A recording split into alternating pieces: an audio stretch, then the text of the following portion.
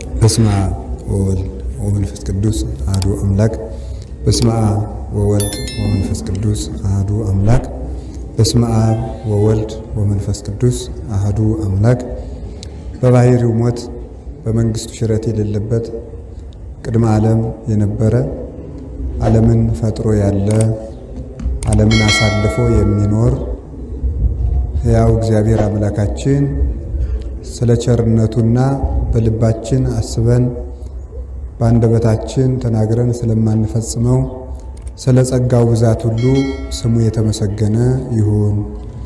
እግዚአብሔርን የወለደችልን ሃይማኖታችን ያሳየችን የድኅነታችን መሠረት እናታችን ቅድስት ድንግል ማርያም ወላዲተ አምላክ የእርሷም ስም ከፍጡራን በላይ ከፈጣሪ በታች የተመሰገነ ይሁን። የተከበራችሁ ሊቃውንተ ቤተ ክርስቲያን፣ መምህራን፣ ካህናት፣ ዲያቆናት፣ የእግዚአብሔር ቤተሰቦች አንድ አምላክ በሚሆን በአብ በወልድ በመንፈስ ቅዱስ ስም እንደምን ሰነበታችሁ? እንደምን ዋላችሁ? እንደምን አመሻችሁ? በቸርነቱና በይቅርታው እስከዚች ሰዓት ጠብቆ በቅዱስ ቦታው የሰበሰበን ቸሩ አምላካችን እግዚአብሔር ስሙ የተመሰገነ ይሁን።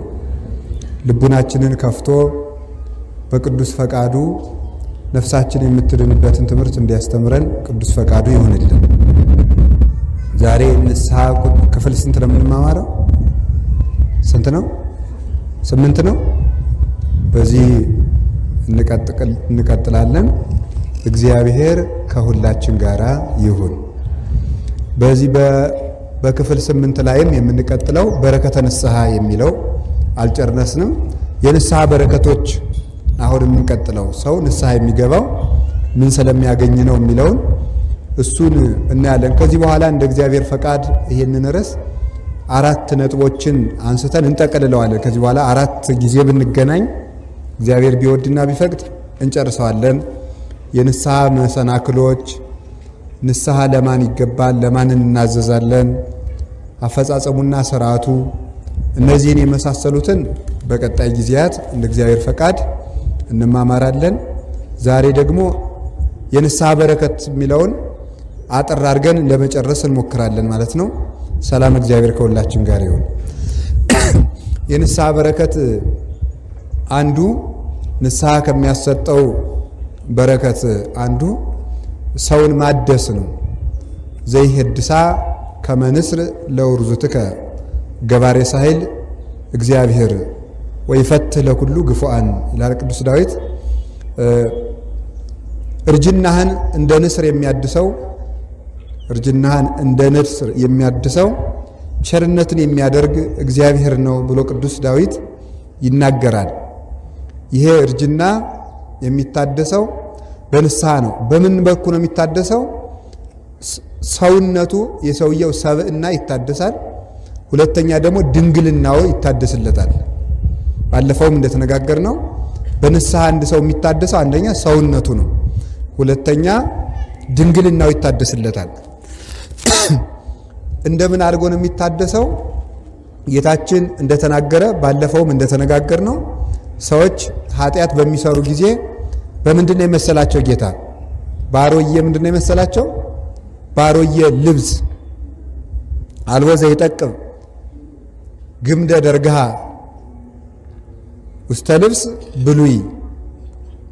አሮዬ አዲሱን ጨርቅ ባሮዬ አዲሱን ጨርቅ ባሮጌ ልብስ ላይ የሚሰፋ የለም ብሎ ጌታ ማቴዎስ 9 ላይ ሲናገር አዲሱን ወይን ባሮጌ እንስራ የሚጠምቅ የለም።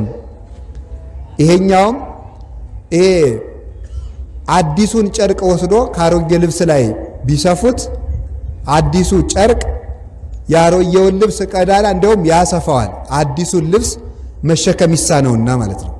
መሸከም ስለሚሳነው አሮጌው አዲሱን መሸከም ስለሚያቅተው ክሩ የተሰፋበት ይበጣጠስና እንዲያውም ቀዳዳው ጨምሮ ልብሱ አንደኛውን እየወደቀ ይመጣል።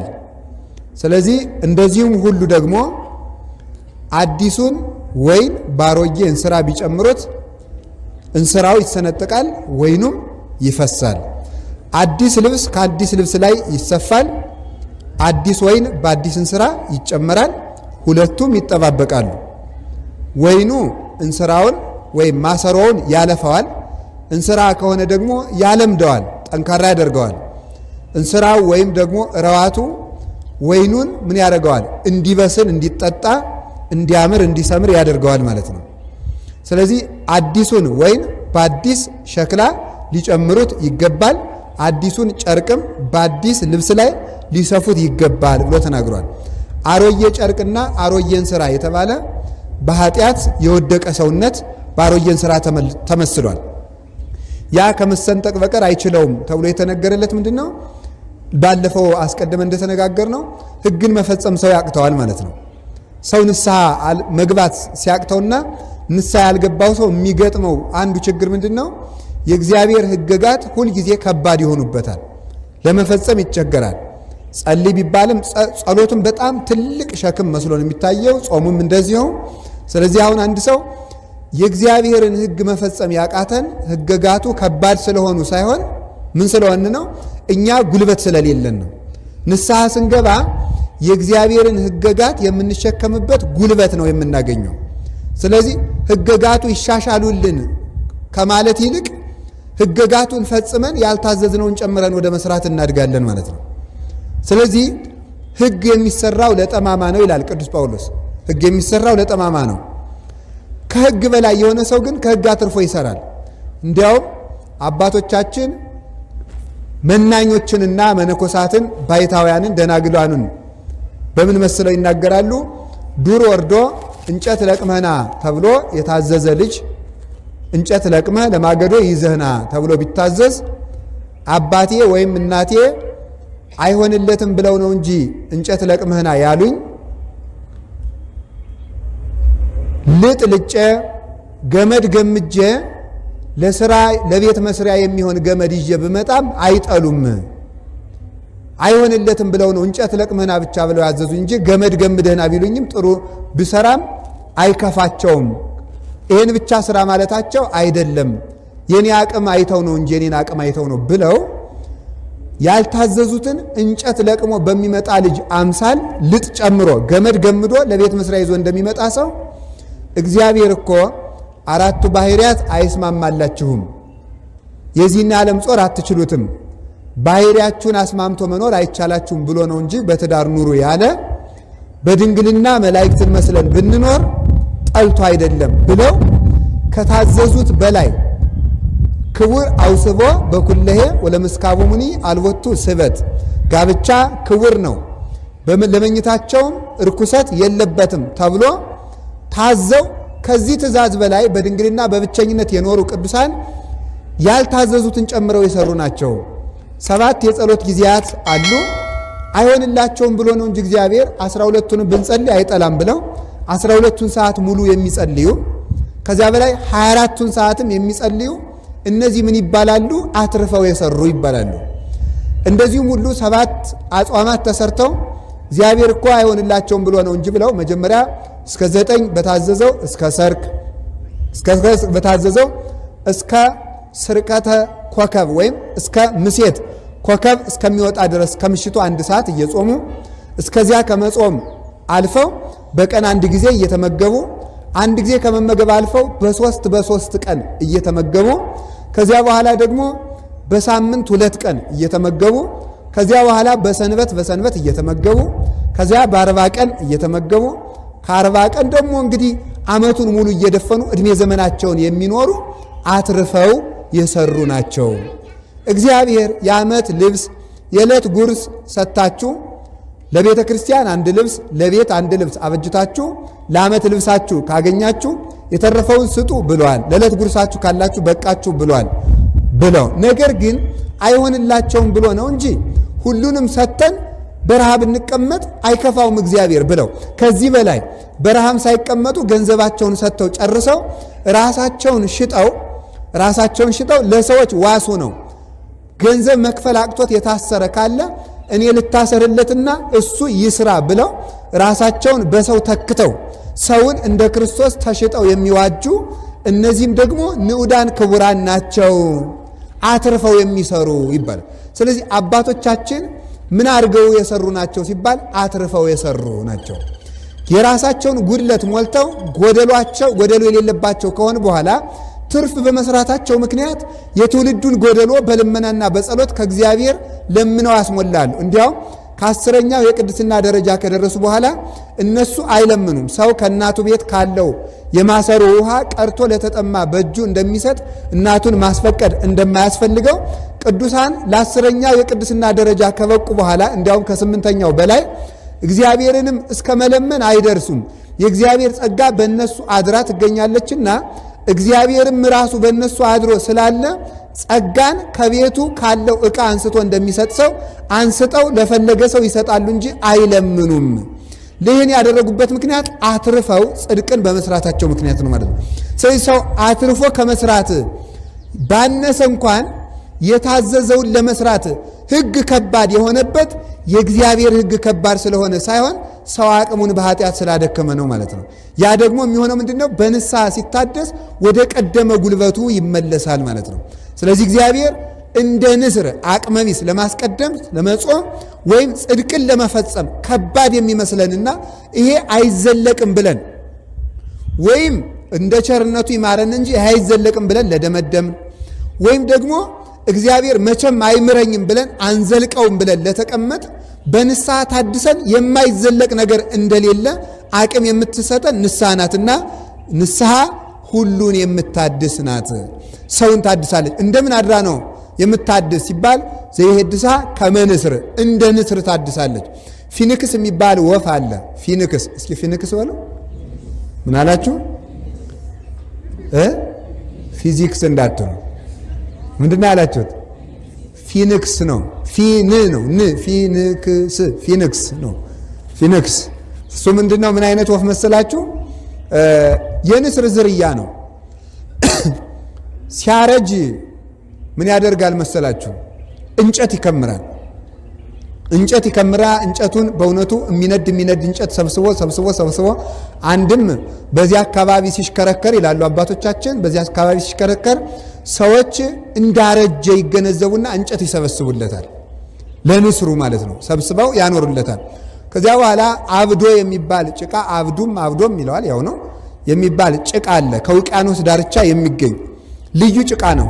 ሄድና ከውቅያኖስ ያንን ጭቃ ክንፉንና ሰውነቱን ተቀብቶ ይመጣል።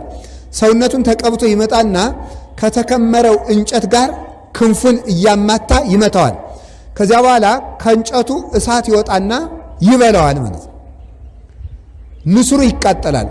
ከተቃጠለ በኋላ በተለይ ይሄን የሚያደርገው እንጨቱም ግብፅ አካባቢ የሚገኝ በግብፅ በረሃ የሚገኝ እንጨት ነው።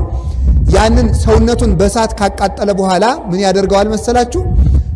ግብፅ እንግዲህ ዝናብ አይዘንብም አይደለም፣ ስለማይዘንብ አይደል በአባይ መከራ የምናይ እና ዝናብ አይዘንብም እና ምንድነው የሚሆነው? በ500 ዓመት አንድ ጊዜ እንዲያም ካለ በ300 እንደዚያ ነው የሚዘንበው።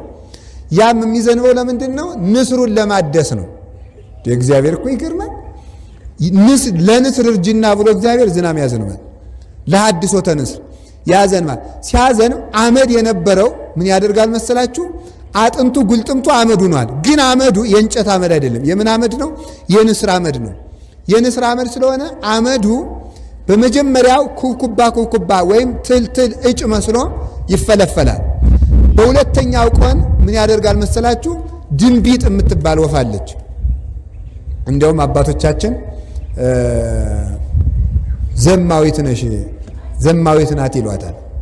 ተልኮ አትፈጽም ወሬኛ ወፍ ናት ይሏታል። እንደውም ማለት ነው ወሬ ስለምትወድ መልከኛም ናት እንደምታውቋት። አለያችሁ ጤፍ በተበጠረበት አካባቢ ትንሽ ወፍ ናት እና አባቶቻችን አይ እንደው አንቺ ወሬኛ ነሽ ብሎ እኔ ልላክህ ብትለው አንዱ አይ እኔ አንቺን አላምንሽም ርግብ ናት ድሮም የታመነች ብሎ እምቢ አላት ይላል። እና ዘማዊ ሰው ለተልኮም አይታመንም። ከዚያ በኋላ ተመልከቱ እሷን ያህላል እንደው ነገር ስቦት ነው። በሁለተኛ ቀን ቡላል ያክላል ወይም ርግብ ያክላል። በሁለተኛው ቀን ማለት በሶስተኛው ቀን ማለት ነው። በሶስተኛው ቀን ምን ያክላል አልኳችሁ? ርግብ ያርግ። በአራተኛው ቀን አካለ መጠን አድርሶ በሮ ይሄዳል። ስለዚህ ልክ እንደዚህ ተመልከቱ። አመድ በሳት አቃጥሎ ወከመነዋ የለብሃ ተቀጠቅጦሙ እንዳለ ቅዱስ ዳዊት እንደ ሸክላ ሰሪ ማለት ነው። እንደ ሸክላ ሰሪ ያረጀውን ሸክላ ይሄም ራሱ አንድ እድሳት ነው። ያረጀውን ሸክላ አንዱ እንደ ንስር ነው። እዚያ በኋላ አዲስ ክንፍ አዲስ ወይም ደግሞ ይሄ ምንድነው የሚባለው የሚቆመቁምበት አፉ እሱ አርጅቶበት ነበር፣ አዲስ ያበቅላል።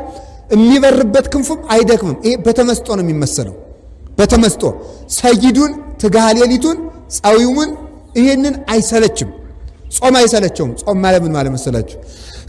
ስለ ጾምም እድሜ ከሰጠን እንማር ይሆናል። ጾም ምንድነው? ሲርብ መተው፣ ምግብ አለመለወጥ፣ ጊዜ አለማሻሻል፣ ይሄ ጾም ይባላል። ምንድነው ያልኳችሁ?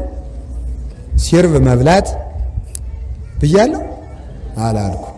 ሲርብ ምን ማለት ነው ያልኩኝ? ሲርብ መተው፣ እሺ ምግብ አለማሻሻል፣ እሺ ሰዓት አለማሻሻል። ሁልጊዜ በዛች ሰዓት ከበላ እሱ ጾም ይባላል ማለት ነው። ጾም ይባላል። እንደገና ደግሞ ምግብም አለማብዛት ማለት ነው። እና ሲጾም ውሎ በጣም ያለመጠን የሚመገብ ሰው ህንፃ ሲሰራ ውሎ ማታ በመዶሻ የሚያፈርስ ነው አይደለም የሚባለው? እንደዚያ ነው ጾሙ ማለት ነው። አሁን ሰው ማካካሻ አርጎ የሚያበጥረው በእውነቱ የጾም ማካካሻ የጾም ወተት መጥቷል። ሰምታችኋል? አልመጣም? እንግዲህ የጾም በግም የሆነ ይመጣ ይሆናል። ደግሞ እንግዲህ የጾም ወተት መጥቷል። አሁን ለአብይ ጾም ሰው እንግዲህ ይቺ ለጾም አርጎ የምታሟላ ይቺ ለፕሮቲን ይቺ ለካርቦሃይድሬት ብሎ ቀምሞ ነው የሚያዘጋጃት ማለት ነው። ለሱ አለመጨነቅ እሱ ምንም ባይ ጾም ጾሙን የሚጾምበት ኃይሌ መቆምቆሚያው አርጅቶበት የሚባለው የምንጾምበት የምንሰግድበት እንደገና ደግሞ ተመልከቱ እንዲህ ያለው ነገር በሙሉ ቆመን የምናስቀድስበት እግራችን ሳናፋትን ሳንንቀጠቀጥ የምናስቀድስበት ቀኖና ሲሰጠን እንኳንስ ንስሐ አባታችን ከሰጠን አጉድለን ይቅርና ንስሐ አባታችን ከሰጠን ጨምረን ለመስራት ጉልበት የምናገኘው በንስሐ ነው። ከመንስር ለውርዙትከ እንደ ንስር ያለው ንስር ክንፉ በጣም ከፍ ብሎ የሚበር ነው። ያ እንደውም ይገርማል። በጣም ከፍ ብሎ ከመብረሩ የተነሳ ይታያችኋል። እዚያ ላይ ይሁት እዚያ ላይ አያችሁት? በዚያ ይሁት እዚያ ላይ አያችሁት? እሱ ንስር አይደለም፣ ቀለል ያለ ነው። ይሄ ቅርብ ነው በጣም ማለት እስከዚህ መብረር በጣም ቀላል ነው። በቃ ወደዚህ ዞሩ እንግዲህ ያ ቅርብ ነው። ከዚያ በላይ ላይን እስከ መጨረሻው እና እንዲያውም በጣም ከመመሰጡ የተነሳ ብቸኛው ደመናን የሚታገል ወፍ እሱ ነው ይባላል። እና ደመና ወደ ታች ሲወርድ እሱ ወደ ላይ በመግፋት ይዝናናል፣ ደስ ይለዋል ማለት ደመናውን በመግፋት እና ልበ ሙሉና ደፋር ከእንስሳት ውስጥ ጉንዳንና ንስር ናቸው። ጉንዳን ታውቃላችሁ አይደለም? እንዴት ነው የሚያደርገው? እግር ላይ አይበላም። ካልተንቀሳቀሳችሁ ዝም ነው የሚለው። ቀስ ብሎ ወጥቶ ግንባር ላይ ነው የሚበላው። በጣም ከተነቃነቃችሁ ግን ይበላል። እና ለምንድን ነው እዚህ ላይ የሚበላ ሲባል አንስቶ ሊወስድ። በጣም ልቡ አይገርማችሁ? ድፍረቱ ሰው አንስቶ ሊወስድ ማለት እና ቀስ አድርጎ ይሄ በክፉ ሰዎችም ይመሰላል፣ በጻድቃንም ይመሰላል። ጻድቃን በሰይጣን የሚኮሩበት ምን ካረጉ በኋላ ነው? ካሸነፉ በኋላ ነው። አባ መቃርስ አርፎ ሳለ ሰይጣን አሸነፍከኝ። ኧረ አላሸነፍኩም ወንድሜ፣ አርፎ ወደ ገነት እየሄደ እኮ ነው። ኋላ ተመልከቱ፣ ገነት ሲደርስም ሰይጣን መቃሪዎስ አሸነፍከኝ። አላሸነፍኩም። አንድ እግሩ እዚህ አንድ እግሩ ከገነት ውስጥ ሆኖ ደግሞ መቃሪዎስ አሸነፍከኝ። አላሸነፍ ገነት ግብት ስል መቃሪዎስ አሸነፍከኝ። አሁን በእግዚአብሔር ቸርነት አሸነፍኩ። እንደዚህ ነው ቅዱሳን ሲጨርሱ ነው በሰይጣን እንኳን የሚመኩት ማለት ነው፣ ሲጨርሱ። ስለዚህ በዚህ ነው። ሌላው ደግሞ ምክንያቱም ወልዶ ሳያበቁ ይላል የሀገራችን ገበሬ። ምን አይሉ አታውቁትም? ወልዶ ሳያበቁ ጉዳይሉም። ጉዳይሉም ማለት ምንድን ነው? ገና ወልዶ ያላበቃ ሰው በሰው ልጅ አይስቅም ማለት ነው። አረ እንደው ልጅ ምኑን ወለድሽው እንደው አፍንጫው ምኑ አይባልም። ገና ነገ የሚወልዱት ስለማይታወቅ ማለት ነው። ስለዚህ ምንም ለማለት ምንም ቆይቶ ነው። ስራ እውነቴን ነው የምነግራችሁ። መንፈሳዊ ስራም ሆነ ስጋዊ ስራ እንደታቀደ አይወራም። ሰይጣን የሰዎችን እቅድ የሚያበላሽበት ዋናው ምክንያት ወሬያቸውን እየሰማ ነው። ተሰርቶ ሲጨረስ ነው የሚገለጥ። ጌታ እውነተኛ ማንነቱን ለሰይጣን የገለጠለት መቼ ነው? እስኪ የሚነግረኝ የምሸልመው ጌታ ለሰይጣን ትክክለኛ ማንነቱን የገለጠለት መቼ ነው? ዓርብ ነው። 33 ዓመት ሁሉ ሰዎችን ይፈውስና ለሰው እንዳትናገሩ ይላል። ሰይጣን እንዳያውቅ እኮ ነው። ገና ስራውን ስላልጨረሰ ማለት ነው። ለሰው ሰውን እንዳትናገር ይላል። ለሐዋርያት ብርሃነ መለኮቱን ብልጭ አድርጎ ገለጠላቸውና ደብረ ታቦር ላይ ነግሬያቸዋለሁ፣ ይህን ነገር እንዳትናገሩ እስከ ዓመት ይፈጸም በጊዜው የሚነገርበት ጊዜ አለ። ድል ነስቸው ስጨርስ ርስት ካስረከብኩ በኋላ ክርስቶስ የዓለም ብርሃን ነው ብላችሁ ስበኩ አለ። እስከዚያ ድረስ ግን ዝም በሉ። ወሬ የሚወራው ሰርቶ ሲጨርስ ነው። አሁን ሰምታችኋል። አሁን በጣም ለሀገርም ለቤተክርስቲያን ምዳ የሆኑ ሰዎች ወሬኛ ሰው ነው በእውነቱ ማለት እንዲሁ ዝም እንድንል ጉልበት ይስጠን እግዚአብሔር። እውነቴን ነው የምነግራችሁ። ዝም እንደማለት ያለ ጀግንነት የለም በእውነቱ ማለት። ዝም ያለ ሰው እኮ ይፈራል። ሰው እኮ ራሱ እንዲሁም ሰውን ራሱ ማብሸቅ ከፈለጋችሁ ዝም ነው ማለት።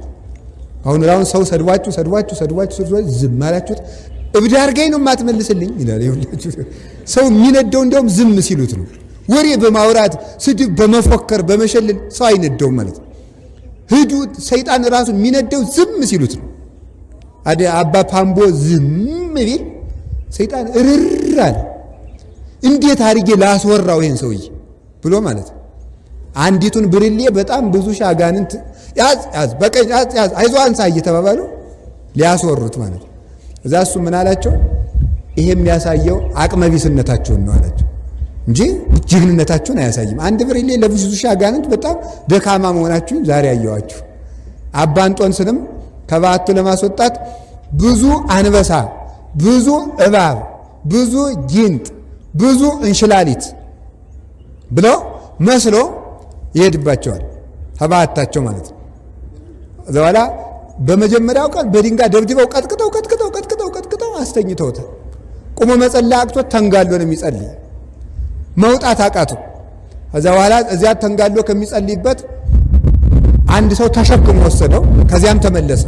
ኋላ ዛሬም አለ እዚህ መቃብር ቤት አትወጣም።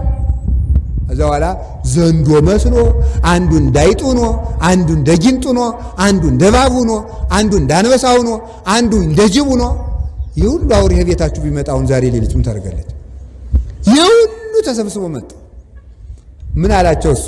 ለካ እንዲህ ያላችሁ ደካሞች ናችሁ አላቸው። አንዳችሁ እኮ ትበቁኝ ነበር። አቅም ቢኖራችሁ ኑሮ ወይ ጅቡ ይበቃኝ ነበር፣ ወይ አንበሳው ይበቃኝ ነበር፣ ወይ እባቡን። አቅም እንደሌላችሁ ነው። እስኪ አሁን አንድ የሚነካኝ ከእናንተ አላቸው። ጌታዬ ኢየሱስ ክርስቶስ እያለ አንድ ከእናንተ መካከል የሚነካኝ። ይኸውላችሁ ሱባኤ ሲገባ ተጠንቆ ነው የሚገባው የሚባለው ለዚህ ነው። ዛሬ ሱባኤ አሁን ሰው እየሮጠዱ አርሴማ ሱባኤ መግባት አንዱ እንሽላሊት ሸር። በነገራችሁ ላይ እንኳን ቅድስት አርሴማን ለማየት እንሽላሊት ለማየትም ቅድስና ያስፈልጋል። ሰምታችሁ አይደለም? እንደው ዝም ብለህ አውደልድል ከሆንክ እንሽላሊቱም አይመጣም። ንቆህ ማለት ነው። ምን ጨነቀህ ብሎ ነው ለአንተ እንሽላሊት የሚመጣ? በምን አስቀንተው አንተን ለምን ያስወጣል? ቁጭ በል ሱባኤ ገብቼ ግባ። ምን ታመጣለህ አንተ? አልተነሳ አልገባ ምን አላስ ምን ብትገባ ባትገባ ብሎ ዝም። እንደው ጥቂት እንደ ንስሐ መግባት ያለውን ዳዊት እንደ መድገም ያደረገውን ግን እንሽላሊቱ እየተቅለበለበ ይመጣ ይፎክራል እኮ እንሽላሊቱ መታውን ጸሎት አሁን አዛኝን አሁን አንድ ወር መቱን ብትጸልዩ እንሽላሊቱ ይመጣና መፎከር ማሽካካት ይጀምራል ማለት እንደዚያ ነው የሚያደርገው። እዚያ በኋላ ዘላችሁ ከወጣችሁ አጣሙ አንገታችሁን ጠማማ። እዚያው ከጸናችሁ ግን ታሸንፉታላችሁ ማለት ነው። አንዱን አባት አይደለ እዚህ ዋልድባ ፍልሰት ይባላል። በበረሃው እስቲ እንደው ጌታዬን በበረሃው ልሂድና ልሙትና አገኘው እንደው ይሉና መነኮሳትም ብለው ደው ቁጭ ብሎ 7 ቀን ዛፉ ስር ውሃ አለለበት ምን አለለበት ማለት ነው። በዛዋላ ብለው ለበረሃው ላይ ቤት ይሰራሉ። እና እንደው ምን ይባባላሉ? በዚያ እንደው ቀስ ሲሉ በጫካው አንድ ደግሞ እንደነሱ ያለ ሲያገኝ ስጮህ እንዳትመጡ አባዬ አውሬ በልቷቸው እንዲሞቱ ስለሚፈልጉ የጮህኩ እንደሆነ እንዳይመጡ አደራዎትን በእግዚአብሔር ይወታል ይባላል። እንዲደርሱልኝ አይባል። እንደዛ አድርገው ይጸልያሉ። ኋላ አንዱን አባት እባክህ በዚህ የታመመ ሰው አለ አለና አሁን እኮ በህይወት ያሉ አባት ናቸው። የታመመ ሰው አለ በዚህ እንደው ይውጡማ አባዬና ሲወጡ ያ ሰው ምንም የታመመ የለም። ሲመጡ አባታቸው ላይ ዘንዶ መስሎ ተኝቶ፣ ዘንዶ እኮ አይደለም አውቆ እኮ ነው፣ ሰይጣኑ ነው። ዋናው ነገር ደፍሮ ዘንዶ አይደለም ለማለት ሃይማኖት ያስፈልጋል። ዘንዶ ግን አይደለም። አሃ አጀሬ እኔን አስወጥታ አንተ እዚህ ባት ጉብ ብለሃል አይደለ? እንታያለን ብለው ዘለው መደባቸው ላይ ጉብ ሲሉ የለም። ምክንያቱም ቀድሞም ዘንዶ አይደለም ማለት ነው። እንዲህ ያለ ጥባት ያስፈልጋል። እንዲህ ያለ ጥባት ለማግኘት ሰው የሚያስፈልገው የምን ጉልበት ነው ካላችሁ የንስሐ ጉልበት ነው። መታደስ ያስፈልጋል። በእውነቱ ይሄ አሮጌው ሰውነታችን ሲታደስ ሁሉ ነገር በጥባት እንቀበለዋለን። ቀኖናውን ሁሉንም የሰጡንን ሁሉ ለመፈጸም ጉልበት ይኖረናል። አላችሁ የላችሁ? እግዚአብሔር ከሁላችን ጋር ይሁን። እንደ ንስር እና ዝም ብሎ ከፍ ብሎ ነው የሚበረው ይሄ እና እንደሚታገለው እንደ ወሬኛ ሳንሆን በንስሐ ታድሰን ነው ስራ መስራት።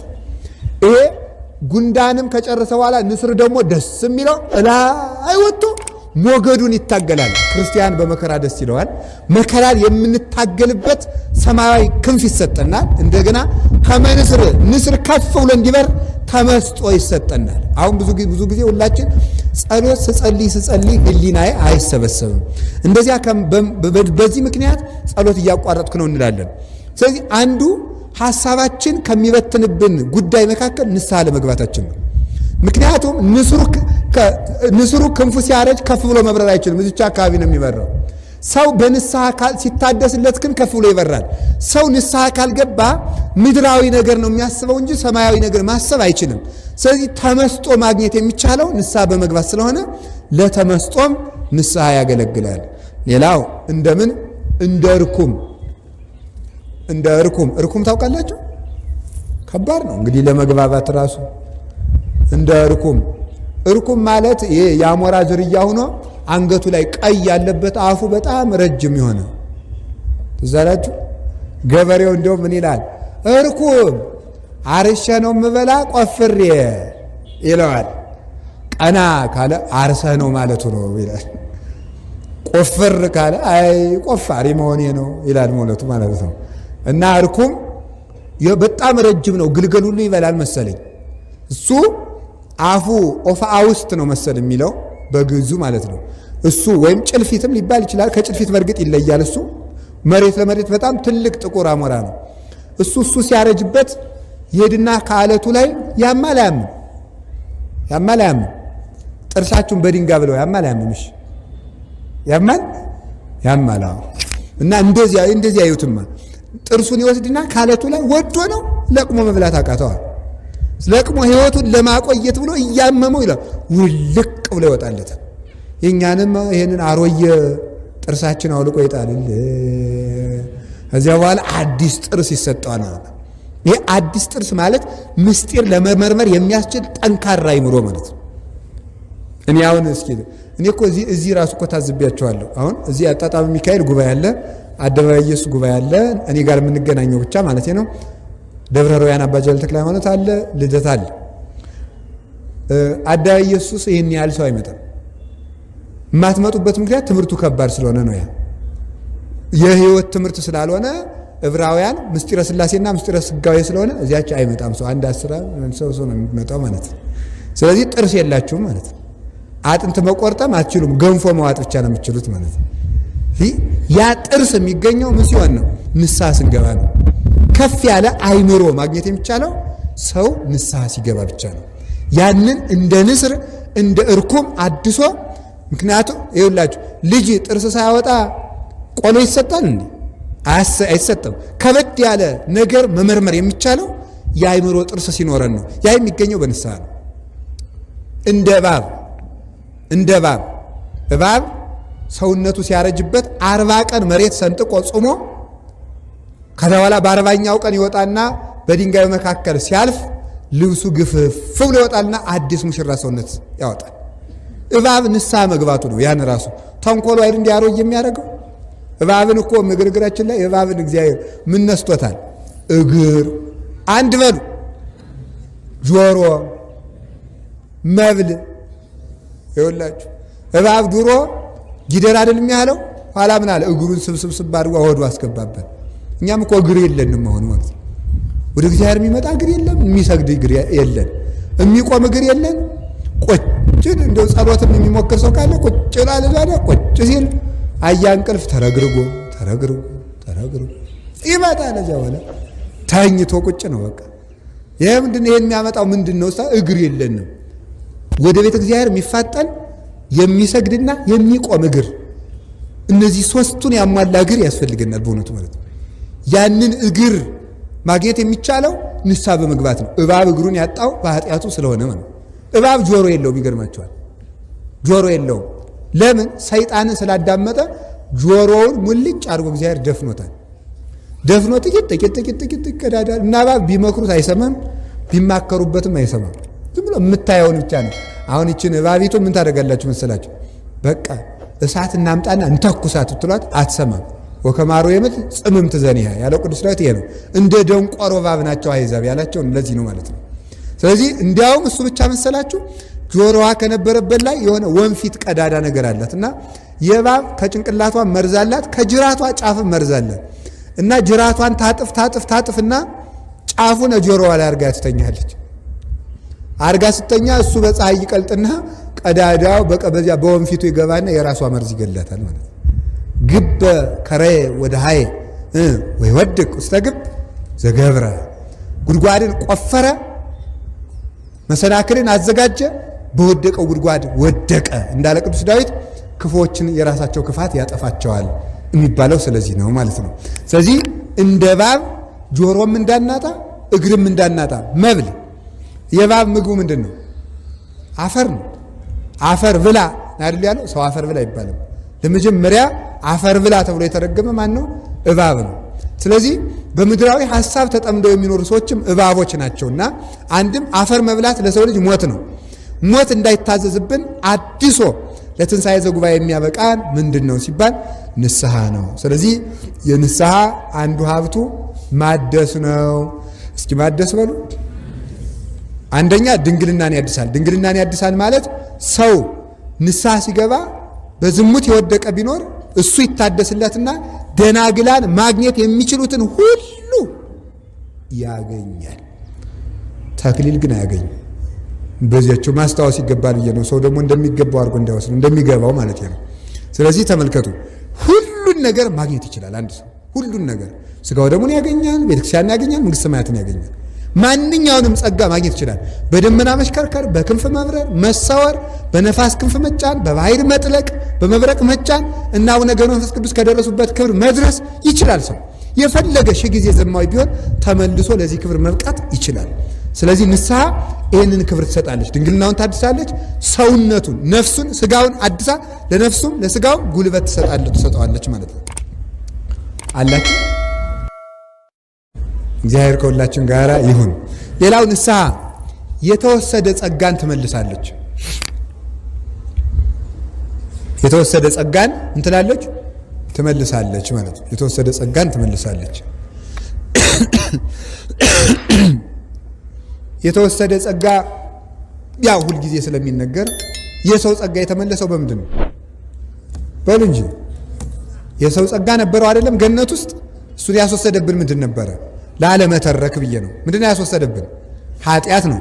ልብሰ መንግስት ነበረን፣ ልብሰ ብርሃን ነበረን፣ የብርሃን ሀገር ነበረን፣ ልጅነት ነበረን፣ መልካ እግዚአብሔር አምሳለ እግዚአብሔር ነበረን፣ እፀ ሕይወት ነበረን፣ የመላእክትን ኑሮ ነበረን። እሱ ተወስዶ ነበረ። በንስሐ ተመልሶልናል። በንስሐ ከተመለሰላቸው ጸጋቸው ከተመለሰላቸው ሰዎች መካከል አንዱ ምንድን ነው ስትሉኝ የቅዱስ ኢሳይያስን ማንሳት እንችላለን። ነቢዩ ኢሳይያስ ነቢይ ነበረ እና በዘመኑ የነበረው ንጉሥ ብድግ አለና ሲያበቃ ሊቀ ካህናቱ ልብስ ደራርቦ ሲለብስ እንዴት ካህኑ እንዲህ አድርጎ የሚለብስ እኔ ያለበስኩትን ልብስ ካህናት አሁን ወርቀ በስ ደግሞ ግምጃ ለብሰው እንዲያው በቅዳሴው ላይ እኮ ስታያቸው ደስ አይልም? ልብሱ ልብሰ ተክህኖ ደስ አይልም ይላል። ያን ብትለብሱት ደስ አይላችሁም? ይላችኋል። እና እኔስ እንደዚህ ያለ ማለብስ ብሎ አሰበ። እንዴት ግን አንተ ግን ሁልጊዜ ግን ከኔ ከንጉሱ የበለጠ ግን ለባብሰህ ደራርበህ ስለብስ ግን እንደው አታፍርም? ይለዋል። አይ እምነ መንግስት ካህናቲከ ይለብሱ ጽድቀ ብሎ ነው እኮ አለው። ካህናት ጽድቅን ይለብሳሉ ስለቢል ነው ይለዋል። ኋላ ደግሞ ሲፈርድ ሲተች ደግሞ አይ ፍርዱ ተበላሽቷል ብሎ ደግሞ ሊቀ ካህናቱ ያርምበታል። ኋላ አይ በነገራችሁ ላይ ሀገር የተበላሸችው ቤተ መንግስት ከቤተ ክህነት ተለይቼ ያምርብኛል ሲል ነው። በዚህ ምክንያት ነው ሀገር የተበላሸችው ማለት ነው። ቤተ ክርስቲያን ምሪን ብትባል ኑሮ ታውቅበት ነበረ በእውነቱ ማለት ነው። እና ድሮ በኦሪት ያዕቁምና በለዝ የሚባሉ መቀመጫዎች ነበሩ። ያዕቁምና በለዝ፣ ያዕቁም እንደዚህ ከሆነ በለዝ እዚያ ነው። ስለዚህ ሊቀ ካህናቱ ማዶ ይቀመጣል፣ ንጉሥ ወዚህ ይቀመጣል። ሊቀ ካህናቱ የሚያጠፋውን ንጉሥ ወዚህ ሆኖ አስተካክል ይላል፣ ንጉሡ የሚያጠፋውን ያዚያ ሆኖ አስተካክል ይባባሉ ነበረ። ሁለቱም በእግዚአብሔር ተመርጠው ስለሚሾሙ ማለት ነው። ኋላ የንጉሡን ፍርድ ሊቀ ካህናቱ ሲገስበት ወይም ሲተችበት ሲያፈርስበት ማለት ነው። አይ እንዴት አንተ የኔን ፍርድ ግን ታጣጥልብኛለህ ይለዋል። አይ እምነ መንግስት የአቢ ክህነት ስለሚል እኮ ነው መጽሐፈ ከመንግስት ክህነት ይበልጣል ስለሚል ነው አለው። ደግሞ በቀኙ ይቀመጣል። ደግሞ ሊቀ ካህናት እንዴት በቀኝ ትቀመጣለህ ከንጉሱ ጋር እኩል አታፍርም? ወካህን ይነብር በየማነ ንጉሥ ብሎ እኮ ነው መጽሐፈ ካህን በንጉሥ ቀኝ ይቀመጣል ይላል አለው።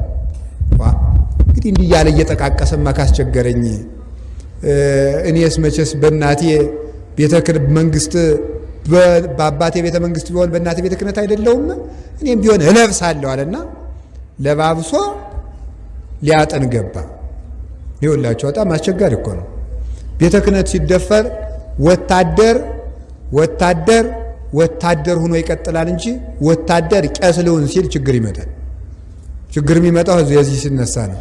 ወታደር ገብቶ ሲቀድስ ውሸቱን መነኩሴ ነኝ ብሎ ቅዳሴ ቀድሳለሁ ስርዓት አስይዛለሁ ሲል ጳጳስ አርጉኝ ሲል ገዳም ገብቶ ሲያውክ እንዲህ ሲያደርግ አገር ትታመሳለች። ሁሉም በየጸጋው ሲያደርግን ጥሩ ነው። እውነቴን ነው የምነግራችሁ። አሁን እኔ በዚች ዓለም ላይ አንድ የተዘራ ዘር አለ። ይሄም ምን መሰላችሁ? በተለይ የሴቱ እኩልነት የሚባለው ቀላል መስሏችኋል እናንተ ዛሬ ስትሰሙ፣ ነገ ምን ይዞ እንደሚመጣ አታውቁትም። ሴቶችም እኛም ቄስ መሆን አለብን እያሉ ነው ዛሬ ማለት ነው። ለምንድን ነው ማን ሆነው ሰምታችኋል? ለምንድን ነው ማን ሆነው ተብሎ ጥያቄ ተነስቷል። እስቲ እናንተ ለምንድን ነው ማን ወልደው በሉ።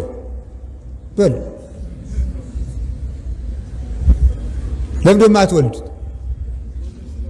ወንዶች ስለሆነ። ለምንድን ነው ካህን የማይሆኑት? እሺ ሴቶች ስለሆኑ ነው። ሰው የተሰጠው ጸጋ ያምርበታል። ሴት ያላትን ነገር ወንድ ይኑረኝ ማለት አይቻልም። እንደው አንዲት የቤተክርስቲያን ልጅ ነበረች። እኔ እንደው በህይወቴ ነገር እግዚአብሔርን የምለምነው ጸሎት ወንድ እንዲያረገኝ ነው። እንደው ታሪክ እኮ ነው እናንተ። አይለመን ልመና የለም እንደው በእውነቱ ማለት ነው።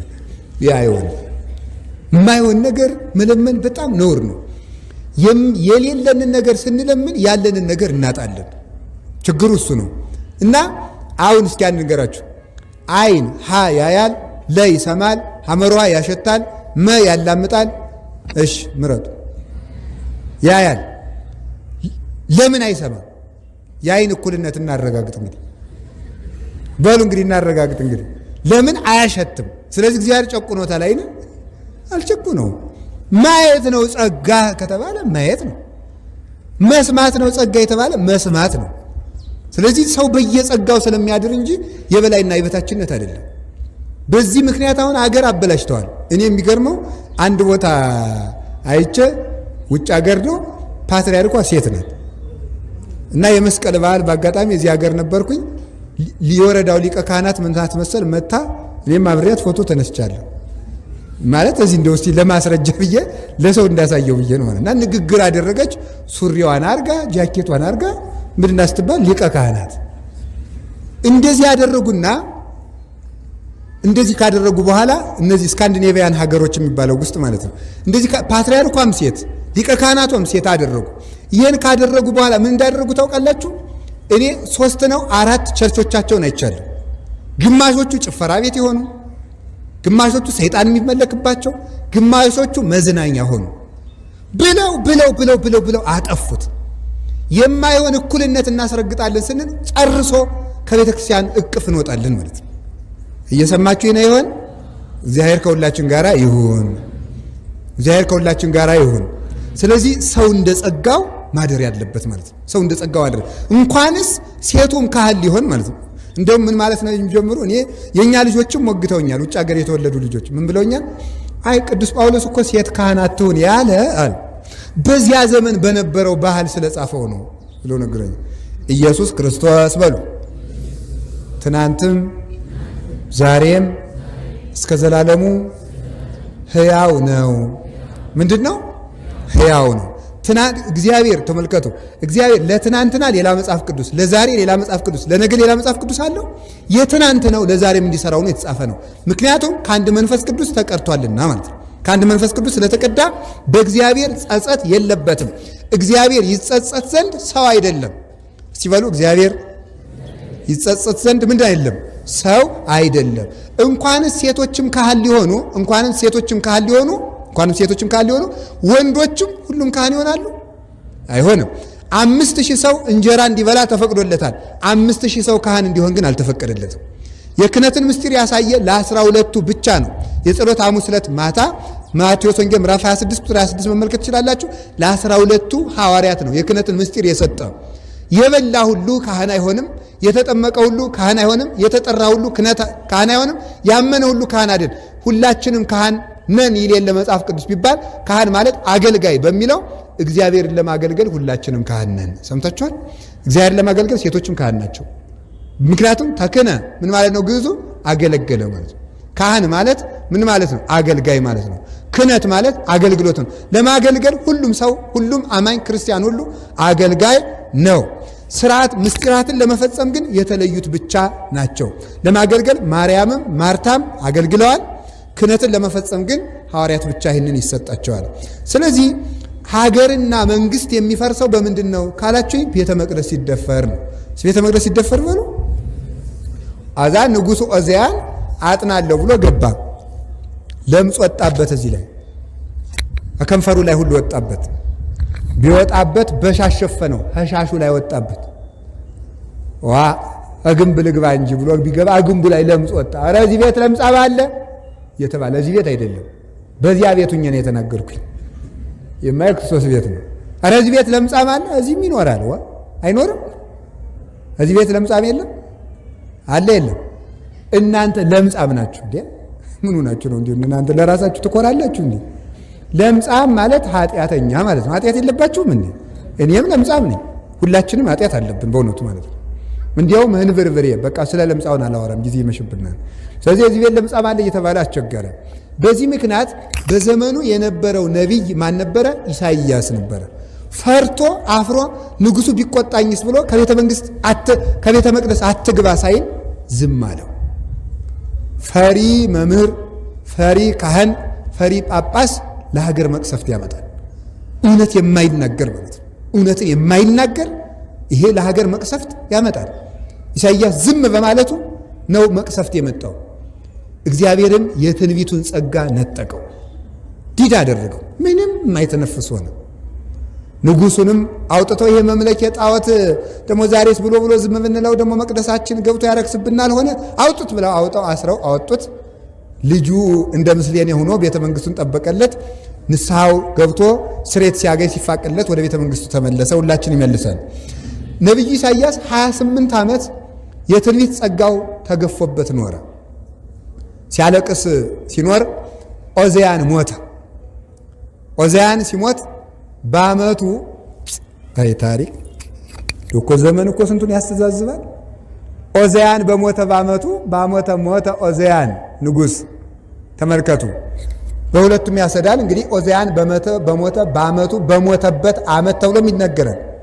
በዓመተ ሞተ ዖዝያን በዓመተ ሞተ ዖዝያን ተብሎ በሁለቱም ያስነግራል። በሞተበት ዓመት ፍጻሜው ላይም የሞተበት ዓመት ስለሚባል በሞተ በዓመቱ ርኢክዎ ለእግዚአብሔር እንዘ ይነብር ዲበ መንበሩ ነዋህ ወብሩህ ጥቀ። እግዚአብሔር ተገለጠለት። ለማን? ለኢሳይያስ። ምን ብሎ ነው የተገለጠለት? የፈራኸው ንጉሥ ሞተ፣ ያልፈራኸኝ እኔ ግን ዛሬም አለሁ። ያከበርከው ንጉሥ ሞተ፣ ያላከበርከኝ እኔ ግን ዛሬም አለሁ። ዛሬ ሰው ሲሞት የሚፎክሩ ሰዎች እኔ ይገርሙኛል። እኔ እውነቴን ነው። እኔ በእኔ ዕድሜ እንኳን ስንቱን ታምኛለሁ። ለተሾመ ሁሉ እያቀረመጡ የሚኖሩ ማለት ነው። የሆነ ሰው ሲኖር እንደ ገሌ ያለ የልማት አርበኛ የለም ይላል። ሲሻር ከመጣው ላይ የተሾመው ላይ ሲደርሱ ደግሞ እንደ ግሌ ላይ ልማት አርበኛ የለም ይላል። ያኛው ሲሞት እንዲህ እያለ ወንድ ማለት ባለው ላይ መፎከር ነው። በሞተ የሚፎክር ሁሉም ይችላል። ያለን የሚነቅፍ እሱ እውነተኛ ሰው ነው። እስቲ ያለን መንቀፍ በሉ እንጂ ያለፉት ክፉዎች እንዳይደገሙ ያሉትን የሚነቅፉ እነሱ እውነተኞች ናቸው። ያለፈው እንዳይደገም ያሉትን የሚነቅፉ የሚያስተካክሉ እውነተኞች ናቸው። እሱን ነው ተመልከቱ። አባቶቻችን ለእኛም እንዲህ ያለ ጥባት ለእናንተም እንዲህ ያለ ሃይማኖት ያድላችሁ። እነ እጨጌ ፊልጶስ ዘደብረ ሊባኖስ በዘመናቸው የነበረው ንጉሥ አይ የአባትን ሚስት ልታገባ አይገባም፣ ሄደው ቤተ መንግሥት ድረስ እረፍ፣ እኔ የአባቴ የተክለ ሃይማኖት ልጅ ነኝ አልፈራም ብለው እገርፋለሁ፣ አንተ ደረቅ መነኩሴ ተው፣ ራቁትክን ነው የምገርፍ፣ ግረፈኝ፣ ራቁትክን አድርገኝ፣ እኔ በአንተ በአመዱ ፊት አመዱ በአመድ ፊት ራቁቴን በሆነ አይጨንቀኝም፣ አንተ ነገ በጌታ በኢየሱስ ክርስቶስ ፊት ራቁትህን ትቆማለህ። ዘወላ ደናግላን መነኮሳያት ሴቶች ወንዶችም መነኮሳት አርዲቶቻቸው በሙሉ ራቁታቸውን በንጉሥ ፊቱ ነው ተገረፉ።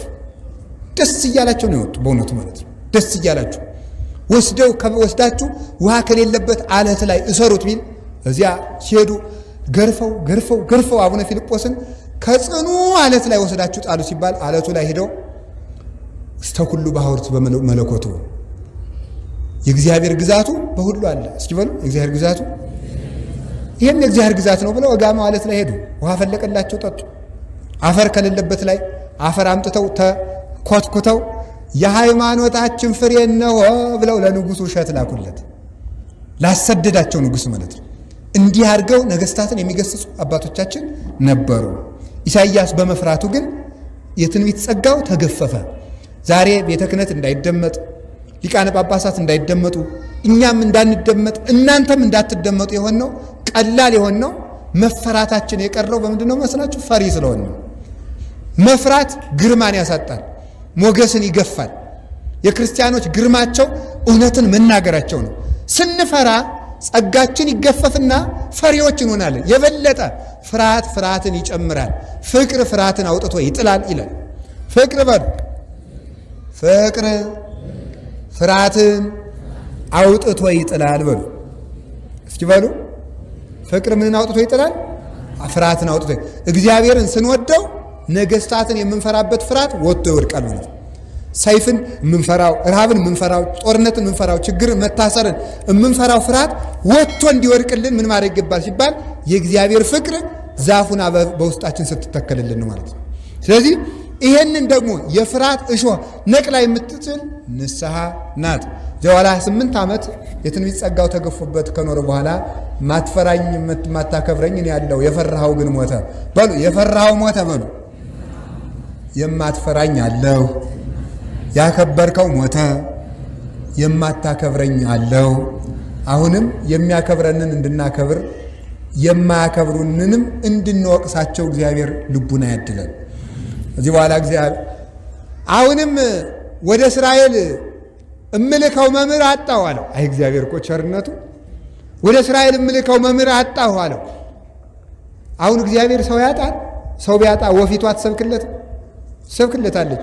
ግን ኢሳይያስን ለማስተካከል ስለፈለገ አረ ሰው አጣሁ አለ። ኋላ ለምጽ አለብኝ እንጂ የነበርኩ አለ። አንተን እንዳልክ ፈሪ ሆንክ አለው። ሰው እኮ አጣሁኝ። ዛሬ እኮ እግዚአብሔር ሰው ነው ያጣው። ገንዘብ አልቸገረም። በእውነቱ እኔ እውነቴን ነው የምነግራችሁ፣ ገንዘብ አልቸገረም። አሁን እንዴት ይደረጋል? አሁን ገጠር ያሉ ካህናት መርጌቶች በሙሉ ከተማ እየመጡ ይቀጠራሉ። ሽኩቻ ነው። እኛ ቤትም ጉቦ አለ፣ መንግስትም ጉቦ አለ። ምን የታወቀ ነው እንግዲህ መንቀጭቀጩ መነጋገር አይሻልም? እንደዚያ ሆኗል። እየራባ ለምንድን ነው ያ የተከሰተው ስትሉ ሰው ስለጠፋ። እስኪ ሰው ስለጠፋ በሉ። ክርስቲያኑ ሰው ስላላደረግ ነው ማለት ነው። ሰው ቢሆን 300 ምዕመናን ብቻቸውን 5 ካህናትን ማኖር ይችላሉ። በትንሹ 50 ብር እንኳን ብታወጡ እነዚህ አንድ ደብር ካህናትን መሸፈን ትችላላችሁ። በወር 50 ብር እንኳን ብታወጡ ማለት ነው። ግን ለሰው ስላልታዘነለት የሰው ሕይወት ስላልተሰራ ሰውም ቤተክርስቲያንን አይሰራም። በዚያ ምክንያት ካህናት እየመጡ ከተማ ለመከማቸት ጉቦ መክፈል። እንደዚህ እንደ ኳስ ተጫዋች እኮ ዛሬ ሰው ይሸጣል። እንዴት እንደሚሸጥ ባልነገራችሁ ይሻላል። ንገራችሁ።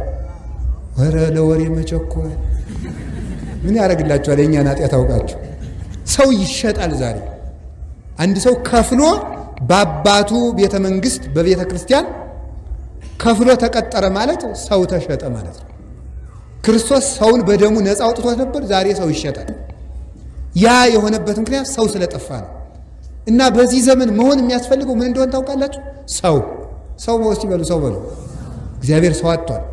የእግዚአብሔር ሰው እኮ ነው ከተማ የሚጨፍረው። አሁን በዚህ ከቦ በሙሉ ፈዞ ደንግዞ ድንጋይ ላይ ተቀምጦ እኮ ያለው እኮ የእግዚአብሔር ሰው ነው። ሰው ጠፋ። አንተን እንዳልክ ፈሪ ሆንክ በሉ እስቲ። አንተን እንዳልክ በሉ። ምን ሆንክ? ፈሪ ሆንክ አለው። ኋላ እረሱስ ለምጽ ኑሮብኝ ነው እንጂ እንዲያው አልፈራም እህር ነበር አለ። ሰራዊተ መላእክት በሰማይ ከበው አሳየው። መጀመሪያ ይውላችሁ ለምን መሰላችሁ? እንዳትኮራ ነግሬሃለሁ። ሰው አጣው ስላልኩ ሰው አጥቻ አይደለም፣ እነዚህ ሞልተውኛል ማለት ነው። እነዚህ ሞልተውኛል። ዛሬ ይሄ የሚያንገራግሩ ካህናትን የሚያንገራግሩ ምዕመናንንም የሚመስሉ ነው። እኔ ከዛሬ ጀምሬ አባ ገሌ የሚባሉት ከዚህ ቤተክርስቲያን ካልተባረሩ ከሰበካ ጉባኤነቴ አልሰራም ይላል አንዳንድ ምዕመን። ለካህናት ደሞዝ ጨምሩ፣ አንጨምርም። የዛሬ ወር 100 ብር ጨምረንላቸዋል። እሱ እኮ በወር 20 ሺህ ብር እየበላ ነው። የጣለ ድረስ እኮ ነው። እንዲሁ ምዕመናን ቤተክርስቲያን አለቃ ስትሆኑ አያሳይ ነው። አዛኝ የምር ነው። ምዕመናን ቤተክርስቲያን አስቀድሰው ሲሄዱ ነው እንጂ ቤተክርስቲያንን ሲመሯት አያምርባቸውም። ሲያግዙ ነው እንጂ በእውነቱ አለቃው ነው፣ ሰሪ መሪ ሲሆኑ ቄስ ገሌ ጠግቧል፣ ማስጠንቀቂያ እንጻፍለት። እግዚኦ መድኃኒዓለም ያለሽ መታረም አለበት። ግን እንዲህ ያህል መፎከርና መድፈር ግን በጣም ከባድ እኮ ነው። ነፍስህን የሚያስራትን የሚፈታትን ሰውዬ አንተ በደብዳቤ ስታግደው እንዲሁ አታፍሩ? ማፈር ይገባል እኮ። ነፍስህን እኮ ያስራታል። አንተ በደብዳቤ አግደህ ዛሬ ጀምሮ ለአንድ ወር ደመወዝ ቀጥቻለሁ ሲል እሱ ደግሞ እኔም አንተን ከመንግስተ ሰማያት ቀጥቻለሁ ማለት ይችላል? አይችልም። በማይገባ ከሆነ ነው። በሚገባ ግን ማረም ማስተካከል ይገባል። ካህናትም አሉ አንቀድስም፣ ይችን ካልጨመራችሁ አንቀድስም። እስቲ በተለይ ገጠርማ የጣለ ድረስ በዘመነ ጽጌ ቀድሱ፣ አይ አግቦ ካልቻላችሁን አንቀድስም፣ እስቲ ገብተህ ተቀድሳት እንደው ያለው ይላል። ይሄ እኮ ማለት እግዚአብሔር ሰው የለውም። ለዚች ቤተ ክርስቲያን ምሰሷ እኔ ነኝ፣ እኔ ብነቃነቅ ቤተ ክርስቲያኒቱ ትናዳለች ብሎ መካድ እኮ ነው። እኔ ባልኖር ቤተ ክርስቲያን ትናዳለች ብሎ መካድ፣ ራስን ከቤተ ክርስቲያን ምሰሶች እንዳንዱ መቁጠር፣ ሌሎችም ማለት ነው። በእውነቱ እንዲሁ አሁን እኔ እንደው እግዚአብሔር ወይ ሀብታችሁን እንድታውቁበት ያርጋችሁ ወይ ድሃ ያርጋችሁ እግዚአብሔር። እኔ እውነቴን ነው ማምላክን ማለት ነው። ቤተክርስቲያን ብር በመስጠታችሁ ለዚህ ቤተክርስቲያን መስሪያ ስለሰጣችሁ መከራችን ለእናንተ ለሚካኤል 3 ሳንሰግድ ለእናንተ 6 እንድንሰግድ የምታደርጉን ከሆነ ድሃ ብትሆኑ ይሻላል። እኔ እውነቴን እኮ ነው የሚሻለው በእውነቱ ማለት ነው። አዛዥ ናዛዥ በቃ እንደው በቃ ለዚህ ሰምታችኋል። የሚገባውን እንክብካቤ ለገዳም እርዳታ ይሰጣሉ፣ ቤተክርስቲያን ይሰራሉ። አሁን ምዕመናን የሚገባውን እንክብካቤ አልተደረገልንም። አንድ ቀን ስልክ ደውለው ለገዳሙ አበምኔት አንድ ቀን ሳይመቻቸው ሳያነሱ ከቀሩ አባ ምን አስበው ነው ስልኬን እኮ አላነሱ እንዴ ያስተካክሉ ይባላል። ማለት ነው እንደው አይጣለ ድረስ እናንተ እጅ አይጣለን እግዚአብሔር ይሻላል አይደል? እንደው ሰሌንም ሰርተን ቢሆን እንድናድር እግዚአብሔር ኃይሉን ይስጠን። አሜን በሉ እንጂ አሜን በሉ። እግዚአብሔር እናንተንም ይጠብቅልን። እውነቴን ነው። ጠልቻችሁ እኮ አይደለም በእውነቱ ማለት ነው። ሰው እናንተ ባትኖሩ ማን ቤተክርስቲያን እኮ የለችም ስለ እውነት ማለት ነው። ከመጀመሪያው ጀምሮ ካህንን ማን ይወልደዋል? ሲጀምር ማንስ ይወልደዋል? ጳጳስ ከየት ይመጣል? ስለዚህ ሁሉም ግን መኩራት አያስፈልግም። ሰው ሞልቶታል። ይሄ ሁሉ ሰው ቢያልቅ እኔም ባልቅ እዚህ ያለው ሰው በሙሉ ከጠቅላይ ቤተ ክህነት እስከ ገዳማት ያለው ሁሉ ተንጫጮ ቢያልቅ እግዚአብሔር ሰው አጥቶ ያውቅ ማወቅ የሚገባው ሰው ሞልቶኛል፣ አንዱ መልአክ ብቻ ይበቃኛል፣ አንተን ልሾምህ ልሸልምህ ጸጋ ልሰጥህ ብዬ ነው እንጂ ሰው አጣው ያልኩ እኔማ እነዚህ ሞልተውኛል ለማለት አሳየው። ንስሐ ግቡልኝ አለ። ቤተ ክርስቲያን ስሩልኝ፣ ገዳማት እርዱልኝ የሚል አብነት ትምህርት ቤቶችን ደግፉልኝ የሚል እግዚአብሔር መጽደቂያ ለመስጠት ነው እንጂ እግዚአብሔር ሰው አጥቶ አይደለም። እግዚአብሔር ሁላችንም ሰው ያርገን። ኋላ እኔ ያለው ሲል ሌላው ደግሞ ምን መሰላችሁ? አይዞህ ደግሞ ማለቱ ነው። ይውላችሁ አይዞህ ማለቱ ነው። ደግሞ መልሶ መላእክትን ሲያሳየው ከምድር ገፊዎች ቢበዙብህ እነዚህ ሞልተው ኋላ ይዞ ማለት ነው። ደግሞ እነዚህን የመሰሉ ዘመዶች እሰጥሃለሁ። ስትሰብክ ሰዎቹ ሊያሰቃዩ ይችላሉ። በመጋዝ ይሰነጥቋል። መጨረሻም እንደተባለው ኢሳይያስን በመጋዝ ሰንጥቀው ነው የገደሉት። እንዲህ ያለ መከራ ይደርስብሃል። ግን ከምድር ሲያሰድዱ ከሰማይ ትጠጋለህ። የምድር ሰዎች ሲጠሉ የሰማይ ሰራዊት ይጠብቋልና አይዞ ለማለት እነሱን አሳይቶ ላከው። በ28 ዓመቱ እዚያ በኋላ አንዱን ከሱራፌል አንዱን ላከና ከሰማይ ከመሰዊያው ስር ፍም አምጥቶ ከንፈሩን ሲያስነካለት ለምጹ ውልቅ ብሎ ወደቀለት። እዚያ በኋላ የሰማይ ምስጢር ተገለጠና ስማ ሰማይ ዋጽሜ ምድር ከመዚህ እግዚአብሔር እግዚአ ሰራዊት ውሉደ ወለድኩ ዋለ ሐቁ እሙንቱሳ ለውን ያለ ዝዋለ ሰማይ ስማ አለ። ተመልከቱ፣ ፊት ዲዳ የነበረው እኮ ነው። ከያስም ለመጀመሪያ ጊዜ ስብከቱን ሲጀምር ነው።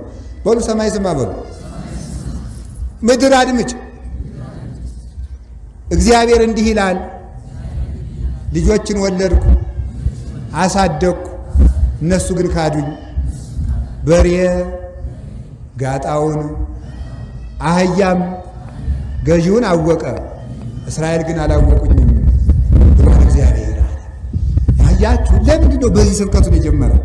ቀድሞ ፈርቶ አይደለ ጸጋው የተወሰደለት ሰማይ ያለ ባለስልጣንም ብትሆን ስማ ነግሬሃለሁ ማለት ነው። ሰማይ ከፍ ያለ እንደሆነ ከፍ ያላችሁትም ቢሆን ስሙ እንግዲህ አለ።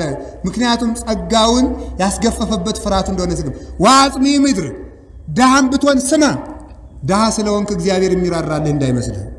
ድህነትም አያጸድቅም፣ ሀብታምነትም አያጸድቅም፣ ሁሉም ላወቀበት ነው ብሎ ሰበከ። ለእኛም ጸጋችንን ይመልስልን። ለቅዱስ ጴጥሮስ የሐዋርያነቱ ጸጋ የተመለሰለት በንስሐ ነው። ለኢሳይያስ ልዑለ ቃል እንዲያውም ከነቢያት ሁሉ ልዑለ ቃል ተብሎ የሚጠራው ኢሳይያስ ነው። እንዲያውም ትንቢተ ኢሳይያስ በቅዱሳን ሊቃውንት ምን ይባላል?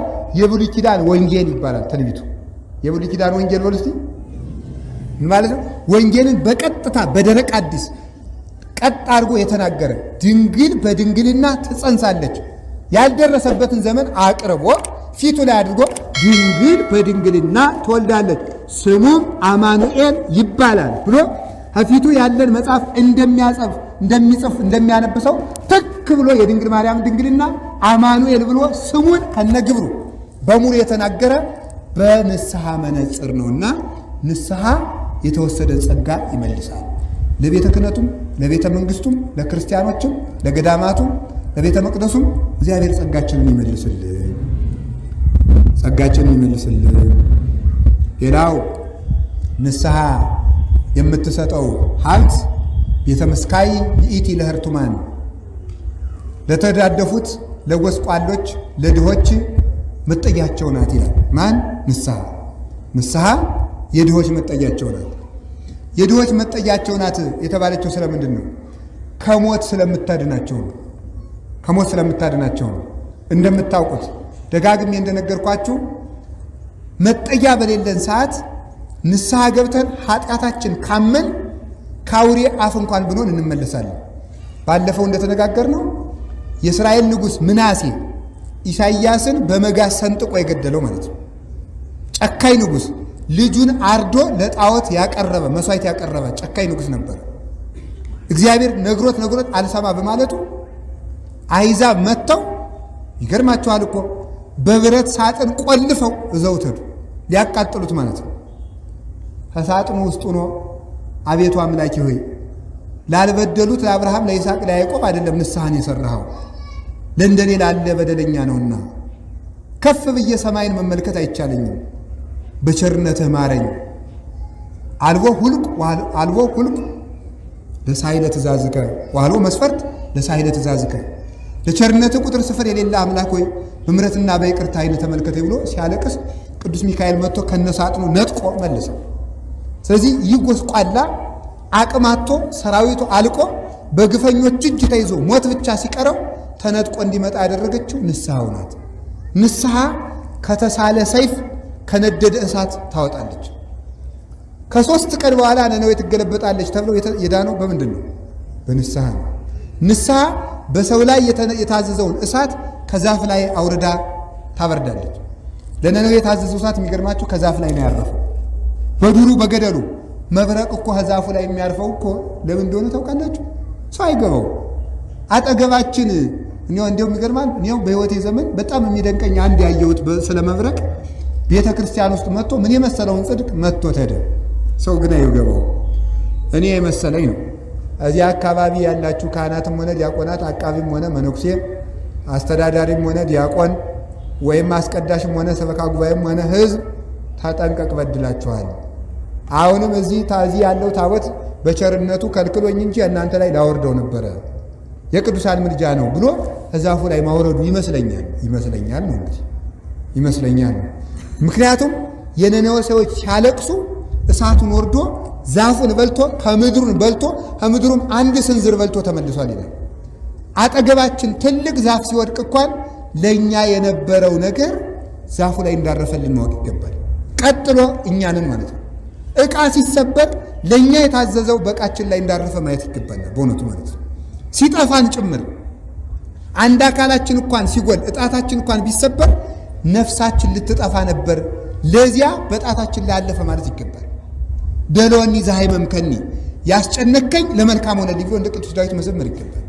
ስለዚህ ከሞት ጥግ የምትሆን ማናት ስትባል ንስሐ አላችሁ የላችሁም? እግዚአብሔር ከሁላችን ጋር ይሁን። ሌላው በረከተ ንስሐ ምን ያስገኛል ስትሉኝ ከመላእክት ማህበር ይጨምራል። ሰው መላእክት እንዲወዱት የሚያደርግ ምንድነው? ንስሐ ይትፈቀር በሀበ መላእክት ወይጸልእዎ አጋንንት ይላል አረጋዊ መንፈሳዊ። ንስሐ የሚገባን ሰው መላእክት ይወዱታል፣ አጋንንት ይጠሉታል። ስለዚህ ንስሐ የሚገባ ሰው የመላእክት ማህበርተኛ ነው። የማቴዎስ ወንጌል ምዕራፍ 2 ስታነቡ ቃል በራማ ተሰማ ይላል። እስራኤል ራሔልን ዘትበኪ በእንተ ውሉዳ እስመ ይኮንዋ ውሉደ በራማ ልቅሶ ተሰማ፣ ራሔልም ስለ ልጆቿ አለቀሰች። ወአቤት ተናዝዞ ወነጊፈላህ መጽናናትንም እምቢ አለች። ራሔል በሰማይ ታለቅሳለችና በራማ ልቅሶ ተሰማ። እስመ ይኮንዋ ውሉደ ልጆቿ ሙተውባት ልጅ አልሆኗትምና ራሔል ስለምታለቅስ በራማ ልቅሶ ተሰማ ይላል።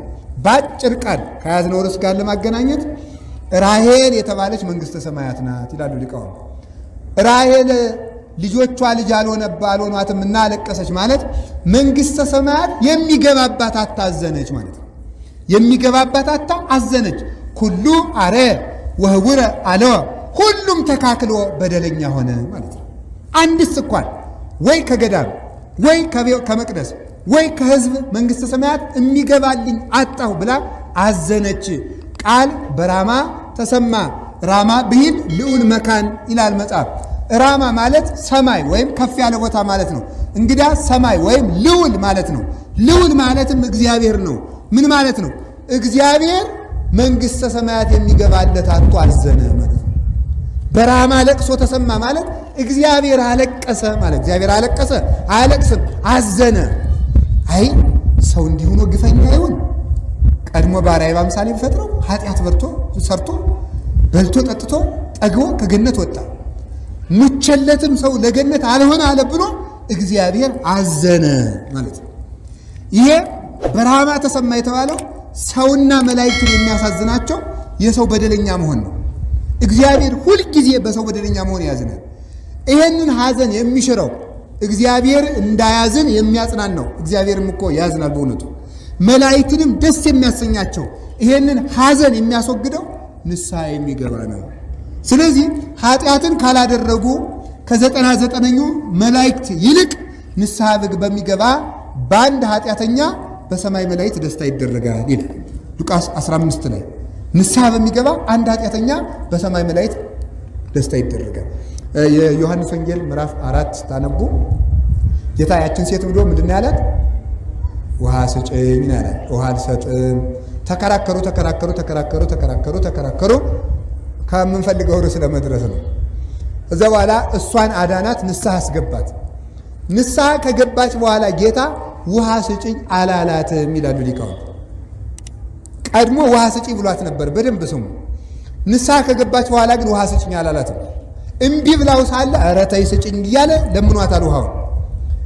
ንስሐ ከገባች በኋላ ግን አንድ ጊዜም አልጠየቃትም እና ለካ የጠማው የእሷ ድነት እንጂ ውሃ አልነበረም ብለው ይተረጉማሉ ማለት ነው።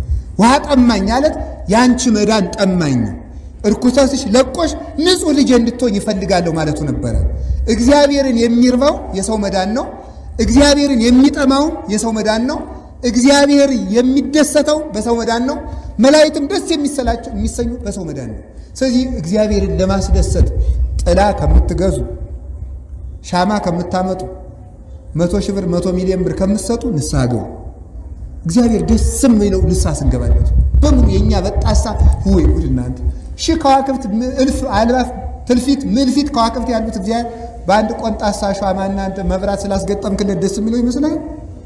እግዚአብሔር ደስ የሚለው ሰው ሲመጣ ነው። እስኪ ሰው ሲመጣ በሉ። በቀርማ የቃና ዘገሊላ ለቅዱስ ሚካኤል አስካለ ማርያም የወርቅ ጥላ ሰተሽ ኋላ እንደፈለግሽ ስትወይ ብትከርሚ ወይም ብትከርም ማለት ነው። እስከ ገብረ ሥላሴ ሰጥቷል ተብሎ ስታውደለድል ብትከርም ይሄን ጥላ አውጥታችሁ ጣሉልኝ እንደሚል እግዚአብሔር አትዘንጉት። አይቀበለውም። ሙላ ብታመጡትም አይፈልገውም እግዚአብሔር። እንኳን የወርቅ ጥላ ተሙ ይሄን ግድግዳውን ጭምር በወርቅ ብትሰሩት እግዚአብሔር አይፈልግም። የእግዚአብሔር ራቡ ሰው ነው። ሰው ያምጣልን እግዚአብሔር። ሰው ለመሆን ያብቃል። ሰው ለመሆን ያብቃል። በመጨረሻም ንስሐ ምን በረከት አላት? ከሞት ታድናለች። የመላእክት ወዳጅ ታደርጋለች። ሰማያዊት ምስጢር ታሰጣለች። ሌላው ምን ይላል? መዝገቦሙ ለኩሎም መዛግብት ይላል። መዝገበ ምን ትላል? መዝገበ መዛግብት ናት። በሉ እስቲ መዝገበ በሉ። መዝገበ መዛግብት በሉ። ንስሐ ምንድን ናት? መዝገበ መዛግብት ምን ማለት ነው? የጸጋ ግምጃ ቤት ናት። የምስጢራት ሁሉ መገኛ ናት። እሺ አንድ ሰው ቅዱስ ሥጋውን ክቡር ደሙን ለመቀበል ምን ማድረግ አለበት? ቀድሞ ንስሐ መግባት ወሉ እንጂ። አንድ ሰው በቅዱስ ቁርባን ለመጋባት ምን ማድረግ አለበት? አንድ ሰው ለመመንኮስ ምን ማድረግ አለበት? አንድ ሰው ካህን ለመሆን ምን ማድረግ አለበት? አንድ ሰው ዲያቆን ለመሆን ምን ማድረግ አለበት? አንድ ሰው ጳጳስ ለመሆን ምን ማድረግ አለበት? አንድ ሰው መምህር ለመሆን ምን ማድረግ አለበት? ስለዚህ ሁሉም ጸጋዎች በንስሐ ይገኛሉና መዝገበ መዛግብት ናት። መዝገበ መዛግብት ናት ማለት የጸጋ ሁሉ መገኛ ማለት ነው። የጸጋ ሁሉ መገኛ ጽፈትም፣ ድኩሰትም፣ ሊቅነትም፣ ሀብተ ፈውስም ሁሉም ከዚህ ይገኛል። ዝናብ የማምጣት የሰማይን የመለጎም ሀብት ሁሉ ከንስሐ ነው የሚገኘው። እንደ አባ ያዕቆብ የሚባል ሰው ነበርና የፈውስ ሀብት ነበረው። መፈወስ በነገራቸው ላይ ፈውስ መፈወስ ገነት ላይ ያገባ ይችላል። የሰማችሁ ነው አይደል? ፈውስ በመፈወስ ገነት ላይ ያገባ ይችላል። የፈወሰው ሁሉ አይገባም። ኋላ የንጉሱ ልጅ ታመመችና ፈወሳት። ድና መልሶ ሲሰዳት አይጣ ላይ ደረሰ አይደል? አንተ ጋር እንደው ጥቂት ትሰንበት ልጅ ብሎ መልሶ ሰደዳት። አንድ ወንድሟ ጋር ያ የፈወሳት ባይታዊ ከዚያ ልጅ ጋር በኃጢአት ተሰነካከለ።